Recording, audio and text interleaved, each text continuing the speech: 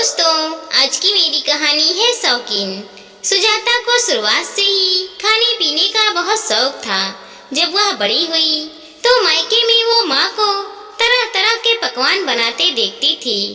सुजाता ने खाना बनाना अपनी माँ से सीखा था और बाद में इंटरनेट की दुनिया में कदम रखने के बाद तो वह अपनी माँ से भी बढ़िया खाना बनाना सीख गई थी। जो भी सुजाता के हाथ से बने हुए खाने का स्वाद चखता था तो उसका स्वाद जुबान पर चढ़ ही जाता था। हर कोई सुजाता के बने हुए खाने की तारीफ करता था। सुजाता की माँ बहुत खुश होती थी कि उनकी बेटी इतना बढ़िया खाना बनाती है। जब सुजाता का रिश्ता तय हुआ तो सबने बढ़ चढ़कर सुजाता के हाथों से बने हुए व्यंजन की तारीफ की। तो उसकी सास कहने लगी कि मैं भी खाने पीने की बहुत शौकीन हूँ।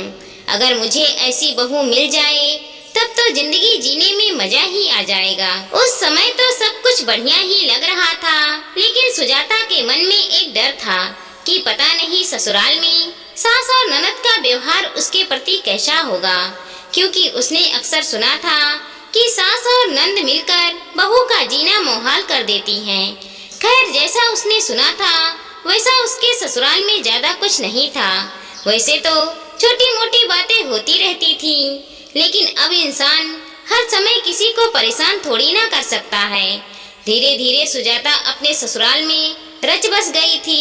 उसकी सास और ननद की आपस में खूब बनती थी, लेकिन वह लोग सुजाता के साथ भी ठीक ठाक व्यवहार ही करती थी। वैसे भी सुजाता को तो अपने पति का भरपूर प्यार और दुलार मिल ही रहा था, इसीलिए वह हंसी खुशी अपने ससुराल में रहने लगी। एक बार रविवार की छुट्टी का दिन था। नाश्ते के बाद सुजाता ने सभी को एक एक कटोरी खीर देते हुए कहा कि आज मैंने सबके लिए खीर बनाई है। सब लोग खुश होकर खीर खाने लगे। उसकी सास पूछने लगी, बहू और खीर बची है कि नहीं? सुजाता बोली, माँ जी, शांति के लिए थोड़ी सी खीर बचा कर रख दी है मैंने। फिर उसकी सास कुछ नहीं बोली और चुपचाप खीर का मजा लेने लगी। जब शांति काम करने के लिए आई तो सुजाता उसे खीर देने के लिए गई। उसने देखा कि खीर के बर्तन में खीर काफी कम थी। वह सोच में पड़ गई कि खीर कम कैसे हो गई। फिर उसे लगा कि घर में किसी ने खा लिया होगा, इसीलिए उसने बाकी बची हुई खीर शांति को दे दी। शांति बहुत खुश हो गई और कहने लगी कि बच्चे खीर खाकर बहुत खुश हो जाएंगे। सुजाता को अच्छे से पता था कि शांति गरीब है और वह यह सब चीजें घर पर नहीं बना पाती होगी, इसीलिए उसके लिए कुछ न कुछ जरूर रख देती थी और शांति भी बहुत खुश हो जाती थी। दोपहर के खाने के बाद जब वो अपनी सास के कमरे में उन्हें दवाई देने के लिए गई, तब उसने देखा कि उसकी सास और ननद दोनों एक ही कटोरी में से खीर खाने में लगी हुई थी। सुजाता समझ गई कि उसकी सास ने ही अपने खाने के लिए खीर निकाल कर रख ली होगी। बहू को सामने देखते ही उसकी सास खीर की कटोरी पीछे छुपाने लगी। अब यह बात सुजाता को बड़ी अजीब लगी। वह सोचने लगी कि यदि इन लोगों को खीर खानी ही है तो मुझसे छुपाने की क्या जरूरत है। खैर, उसने ज्यादा ध्यान नहीं दिया और अपनी सास को दवाई देकर वापस अपने कमरे में चली गई। लेकिन सास को खीर छुपाते हुए देखकर उसे बड़ा बुरा लगा था कि अपने ही घर में इस तरह चीजों को छुपाकर खाने की क्या जरूरत है।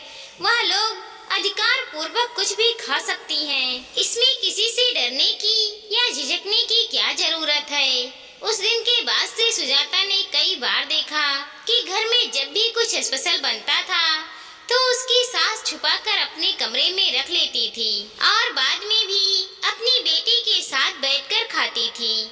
सुजाता समझ गई थी कि उन लोगों को ऐसे चोरी छुपे खाने में शायद मजा आ रहा है, इसीलिए वह लोग ऐसा कर रही हैं। वह तो कुछ बोलती नहीं थी, वैसे भी वह अपने हिस्से का आराम से खा रही थी, तो घर के बाकी लोग क्या कर रहे थे क्या नहीं, उसे इन सब चीजों से कोई लेना देना नहीं था। ऐसे ही एक दिन शाम को उसकी सास ने उसे अपने कमरे में बुलाया और कहने लगी, बहू, आज ना कचौड़ियाँ खाने का मन कर रहा है, तो तुम ना बेसन और प्याज वाली कचौड़ी बना दो जरा।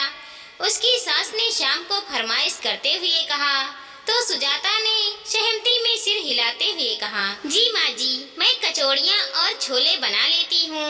फिर वो रसोई में जाकर कचौड़ियों की तैयारी करने लगी।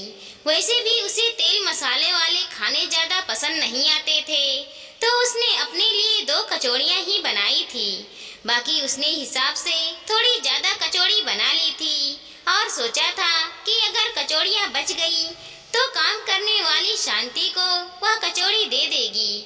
वैसे भी शांति रात को 8 बजे घर जाती थी और तब तक घर वालों का डिनर हो गया रहता था, तो डिनर में कुछ भी बचता था तो वह शांति को दे देती थी, तो शांति भी खुश हो जाती थी। और जब भी वह कुछ स्पेशल बनाती थी तो बढ़ाकर ही बनाती थी ताकि शांति को भी दे सके। खैर, उसने कचौड़ी और छोले तैयार कर लिए थे।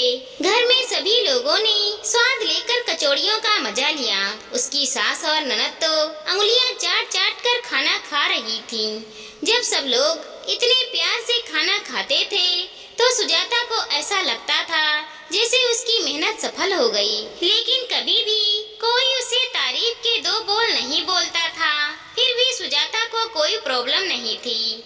वह बस खाने वाले के चेहरे पर संतुष्टि के भाव देखकर ही खुश हो जाती थी। खाना खाने के बाद उसके ससुर और पति अपने कमरे में चले गए और वह रसोई समेटने लगी। जब शांति घर जाने के लिए तैयार होने लगी तब सुजाता ने कचौड़ी वाले बर्तन खोलकर देखे तो वह यह देखकर हैरान रह गई कि उसमें एक भी कचौड़ी नहीं बची थी।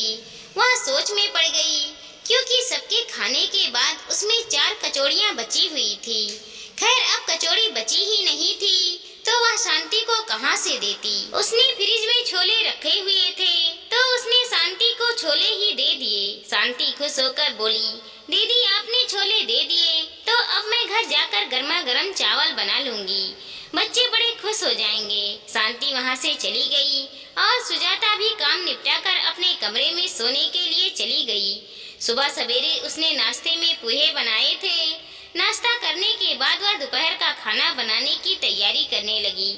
तब उसकी ननद रसोई में आई और कहने लगी, भाभी मेरे लिए दोपहर का खाना मत बनाना, आज मैं अपनी सहेली के साथ पार्टी करने जा रही हूँ। सुजाता ने मुस्कुराते हुए सहमति में सिर हिला दिया।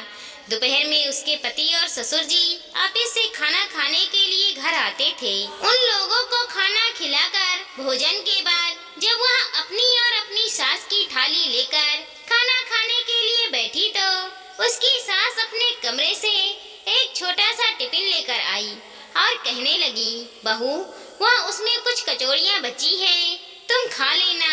सुजाता हैरानी से बोली, मम्मी जी इसमें कचौड़ियाँ क्या कर रही हैं? उसकी सास बोली, वो यह कचौड़ी तुम्हारी ननद के लिए रखा था मैंने, उसने नहीं खाया तो तुम ही यह बासी कचौड़ी खा लो। इतना कहकर सास ने उसके आगे से गर्मा गर्म दाल भात और सब्जी की थाली खींच ली। सुजाता समझ गई कि उसकी सास ने फिर से चोरी छुपे वह कचौड़ी निकालकर अपने कमरे में रख ली होगी ताकि वह अपनी बेटी को सुबह भी कचौड़ी खिला सके। लेकिन शायद उसकी ननद को सुबह में बासी कचौड़ी खाने से ज्यादा बेहतर गर्मा गर्म पोहे खाने लगे होंगे और अब तो वह अपनी सहेलियों के साथ पार्टी करने चली गई थी, तो वह कचौड़ी कहाँ से खाती, क्योंकि उन्हें ही यह सब खाने की आदत है। उसकी सास गुस्से में बोली, अरे वह अपनी सहेलियों के साथ बाहर खाने जा रही है तो यह कैसे खा सकती है, उसे तो तुम्हें ही खाना होगा। वह कहने लगी कि अगर वह नहीं खा सकती है तो आप खा लीजिए, मैं यह दाल चावल खाऊंगी। उसकी सास गुस्से में बोली, मैं सास हूँ, मैं बासी खाना कैसे खा सकती हूँ?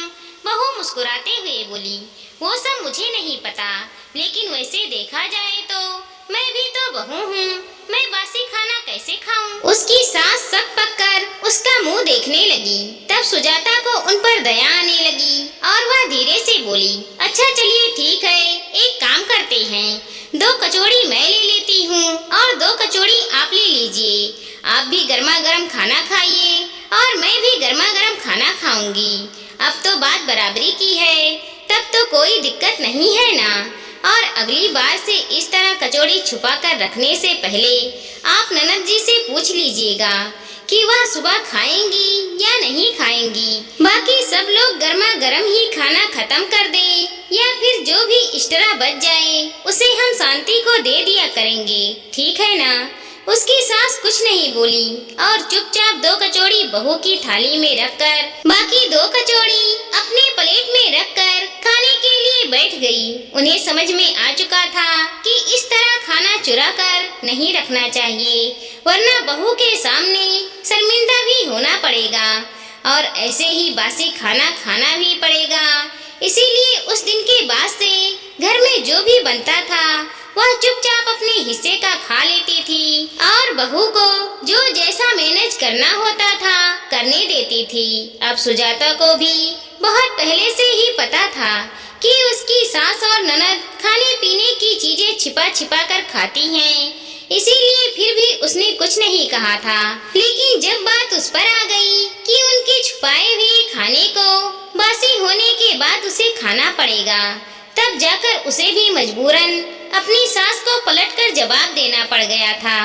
वैसे भी देखा जाए तो परिवार में यदि बहुत सारे लोग साथ में रहते हैं तो इस तरह खाना चुराकर खाना बहुत गलत बात होती है। और कुछ लोग तो जब खाना चुराकर खा नहीं पाते हैं तो खाना फेंककर अनाज की बर्बादी भी करते हैं। लेकिन उन्हें यह सोचना चाहिए कि दुनिया में ऐसे कितने ही लोग हैं जिन्हें पेट भर भोजन नसीब नहीं होता है और वह अन्न के एक एक दाने के लिए तरस कर रह जाते हैं। इसीलिए जो अनाज हमें भोजन के रूप में मिलता है हमें उनका सम्मान करना चाहिए। दोस्तों, खाने की बचत हमें करनी चाहिए। खाना बच जाए तो किसी भूखे को खिला दो, बाकी उसे बर्बाद मत करो। दोस्तों, हमारी इस छोटी सी कहानी को लाइक करें, शेयर करें और चैनल पर नए हैं तो सब्सक्राइब करें। साथ ही साथ मिलते हैं अगले वीडियो के साथ। तब तक के लिए धन्यवाद दोस्तों।